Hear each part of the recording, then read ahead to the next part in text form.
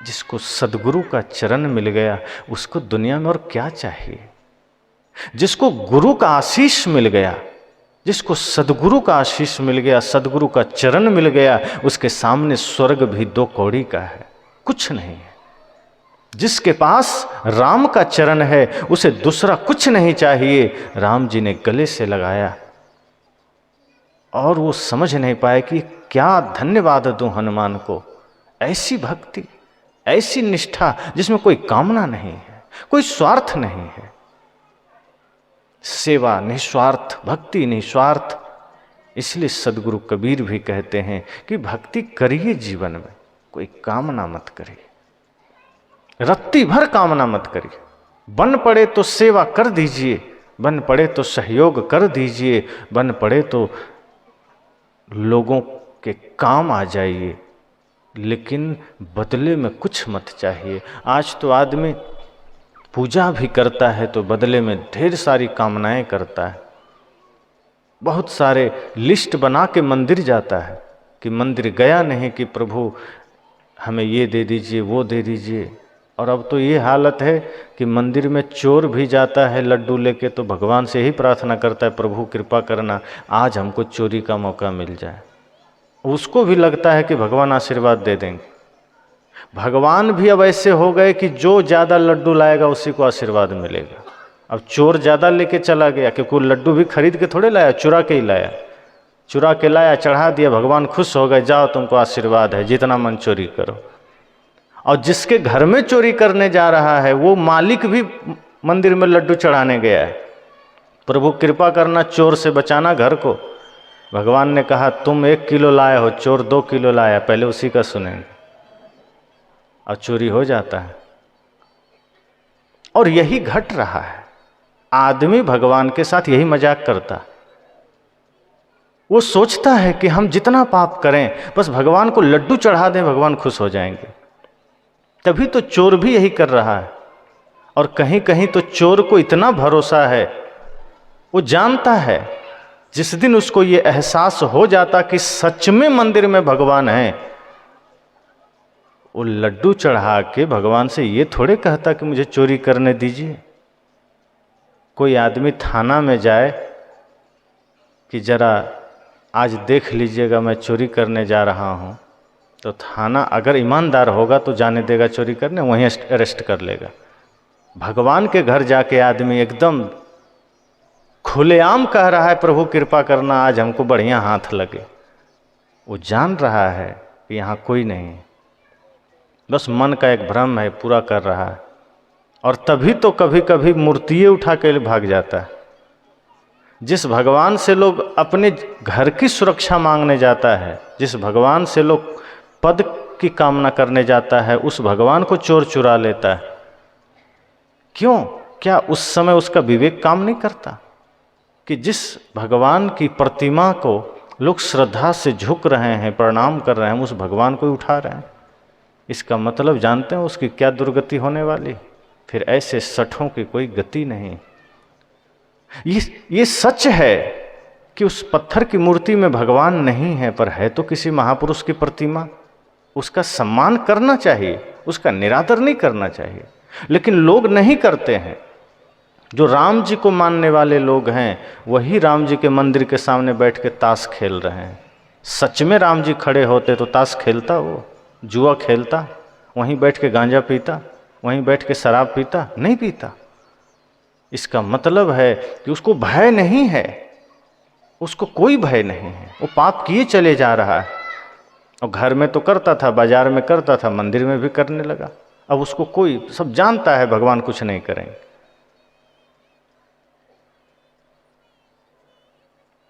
कोई आदमी अगर थोड़ा सा भी समझदारी से काम ले तो उसके जीवन में बदलाव आएगा। और मूर्छा में जी रहा है, बेहोशी में जी रहा है, तो मंदिर भी जाएगा तो अपने स्वार्थ के लिए जाएगा, कामना के लिए जाएगा, अपने निजी हित के लिए जाएगा। वो जगत हित के लिए नहीं जाएगा, जगत कल्याण के लिए नहीं जाएगा। पर जीवन उसका सार्थक है जो मंदिर जाए तो भी, गिरजाघर जाए तो भी, गुरुद्वारा जाए तो भी। सदगुरु संतों के पास जाए तो भी वो कामना करे कि गुरुदेव भगवान ऐसी कृपा कीजिए कि मुझे मेरे जीवन में भक्ति बनी रहे, मेरा मन मेरा चित्त भक्ति में लगा रहे और ये समाज ये संसार के लोग सुखी रहे, किसी को दुख ना हो। जितना हो सके प्रार्थना करें कि सबके लिए कुछ मांगिए, पर अपने मांगने से फुर्सत मिले तब ना। एक आदमी शिव जी की तपस्या कर रहा था और वो जब तपस्या शुरू किया तो उसके पड़ोसी को बड़ी जलन हो गई कि ये आदमी शिव जी की तपस्या कर रहा है, क्योंकि दोनों में बहुत दिनों से झगड़ा चलता था, बात बनती नहीं थी, दोनों में कभी कभी उठापटक भी हो चला था, कभी गाली गलौज भी हो चला था। तो इस आदमी को देखा तपस्या में बैठे तो पड़ोसी भी थोड़ी दूरी में जाके बैठ गया, वो भी ओम नमः शिवाय करने लगा। दोनों में बहुत ज़्यादा ही विवाद चलता था। तपस्या पूरी हुई, शिव जी पहले इसके पास प्रकट हुआ जो पहले से बैठा था। तो शिव जी ने कहा कि देखो अब मैं तुम्हें दर्शन देने आया हूँ, वरदान क्या मांगना है मांग लो। अब ये आदमी सोचा वाह शिव जी आ गए, चलो बढ़िया हुआ, कुछ तो वरदान मांग लें।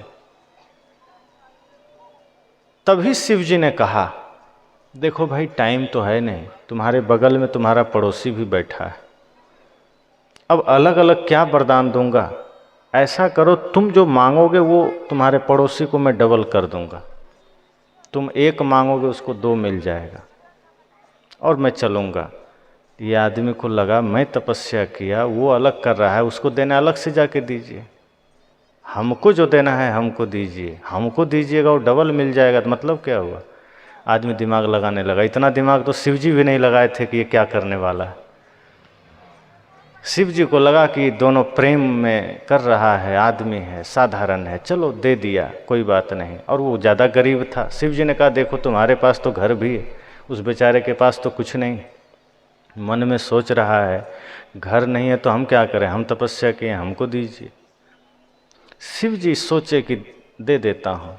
तब तक ये आदमी दिमाग लगाने लगा कि क्या करें, ऐसा क्या मांग लें। शिव जी ने कहा जल्दी मांगो, टाइम नहीं। कहा ठीक है, सोच लिया। आप जब यही सोच लिए कि जो मुझे मिलेगा वो डबल पड़ोसी को मिलेगा तो ठीक, ऐसा करिए मेरा एक पैर तोड़ दीजिए। अब पड़ोसी का दोनों पैर टूट गया। अब शिव जी घबरा गए, ये क्या हो गया, इतना दुष्ट आदमी होगा, मैं सोचा नहीं था। अब शिव जी अपने ही वचन में बंध गए, अब पीछे भी नहीं हट सकते। अब शिव जी घबरा रहे हैं कि पता नहीं अगला क्या मांग लेगा। अब वो आदमी अब सोच रहा है। शिव जी ने कहा अब क्या है, कहा मेरी एक आँख फोड़ दीजिए। पड़ोसी का दोनों आँख चला गया। अब शिव जी का भागने में भलाई है, कहीं ये कुछ और किडनी उडनी मांग लिया तो गड़बड़ हो जाएगा।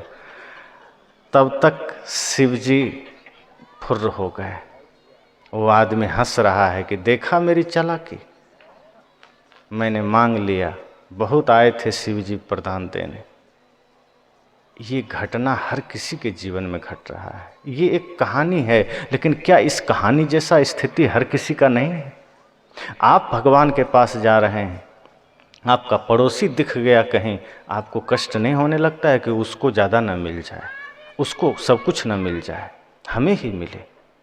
ये जो नफरत का बीज है, ये जो नफरत का भाव है, ये हमारे जीवन के लिए कंटक है। जब भी किसी के लिए सोचिए वहाँ नफरत को आने मत दीजिए। अगर कोई सफल हो रहा है, अगर आपके द्वारा किसी का हित हो रहा है, तो गुरुदेव से यही प्रार्थना कीजिए कि गुरुदेव मेरा जीवन धन्य हो गया, कि मैं किसी के काम आ सका, कि मेरा पड़ोसी कुछ सफल हो सका, कि मेरा मित्र सफल हो सका, कि मेरा भाई सफल हो सका। भाई की सफलता पर आप मुस्कुराइए, पड़ोसी की सफलता पर मुस्कुराइए, अपने समाज के उत्थान पर मुस्कुराइए। ये मत सोचिए कि आपसे ज़्यादा कोई आगे निकल गया तो मन में दुख और तकलीफ होने लगे, फिर भक्ति का कोई अर्थ नहीं, भक्ति का कोई प्रयोजन नहीं। और ये देश हमारा भारत तो भक्ति प्रधान देश है। ये हमारा भारत भूमि तो सती साध्वियों की भूमि है, वीर वीरांगनाओं की भूमि है, संत महात्माओं की भूमि है। हम यहाँ नफरतें पाल के कहाँ जाएंगे। आज हमने अपने जीवन को इतना स्वार्थी बना लिया, इतना एकांगी बना लिया कि संत गुरुजनों का ज्ञान, संत गुरुजनों की भक्ति, संत गुरुजनों का प्रेम तो खो ही गया। बहुत कुछ अब हमारे जीवन में सिर्फ दिखावा रह गया। दिखावे के लिए हम भक्ति तो कर लेते हैं कि गुरुजी की नज़रों में हाँ हाँ बस ये भक्त हैं, पर मन हमारा गंदा है, मन हमारा कलुषित है। सदगुरु कहते हैं जो आदमी अपने मन के विकारों को मिटा लिया, जो व्यक्ति अपने मन को निर्मल कर लिया, समझ जाना वो सत्संग भी कर लिया और वो आदमी यहाँ जिंदा भी है, फिर वो कभी मरेगा भी नहीं। जो सच में भक्ति कर लिया वो अमर हो गया। शरीर भले मिट जाएगा, शरीर आगमपाई है, मरण धर्मा है, शरीर मिट जाएगा, पर आपका कर्म आपको मरने नहीं देगा, आपका जीवन सदा बना रहेगा।